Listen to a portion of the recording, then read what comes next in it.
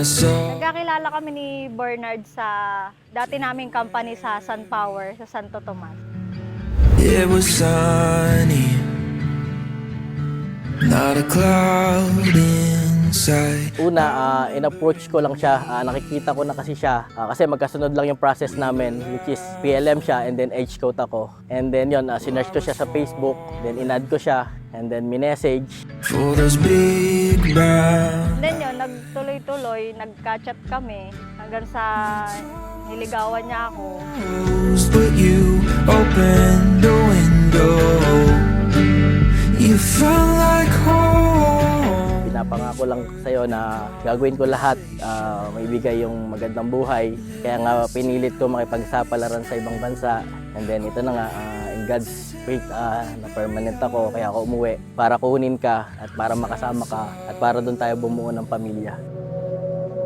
Walk the streets of Gettysburg by. Simula't simula, talagang pinangako sa kanya na siya lang yung lalaking gusto kong makasama sa pagtupad ng mga pangarap namin. Hindi ko na nakikita yung sarili ko na hindi siya yung kasama ko. Us about Jesus, how we both felt.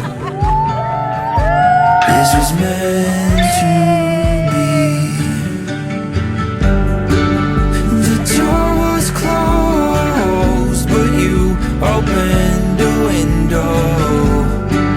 You felt like home, each word and conversation led us to where we stand, holding hands until they bury us. Pinapapasalamat ko lahat ng yun nga, yung pag-stay mo, pagiging faithful mo and loyal sa akin. Sabi ko nga, sa 9 na taon na magkarelasyon tayo, siguro wala pang 1 taon na nagkasama talaga tayo together kasi lagi tayong LDR. Sabi ko nga lagi, si God yun nasa center ng relationship natin. Basta magtiwala lang. Sabi mo nga, matanda na tayo para sa mga lokohan. Kailangan na natin mag-settle down. Bernard, maraming salamat sa pagtupad ng mga pinangako mo. Hindi mo binugo yung mga ipinangako mo sa akin bago ka umalis. Tumagal tayo ng 9 na taon. Kahit roller coaster yung relasyon natin, pinipili mo pa rin ako kasi nangako ka na gusto mo na akong makasama habang buhay. With those big brown eyes, the door was closed, but you opened the window.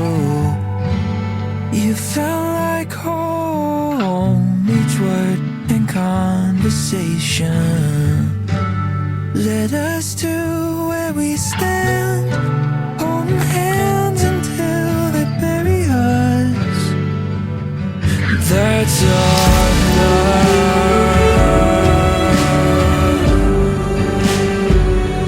That's our love.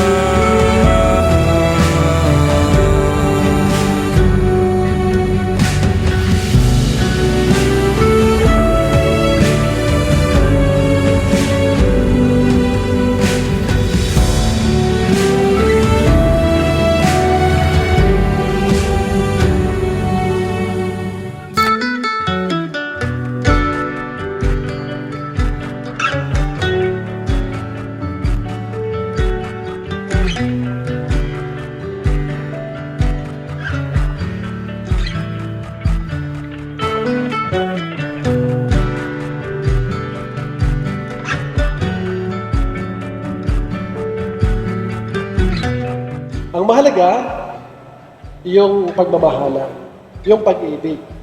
Yun ang nagbubuklod sa inyong dalawa.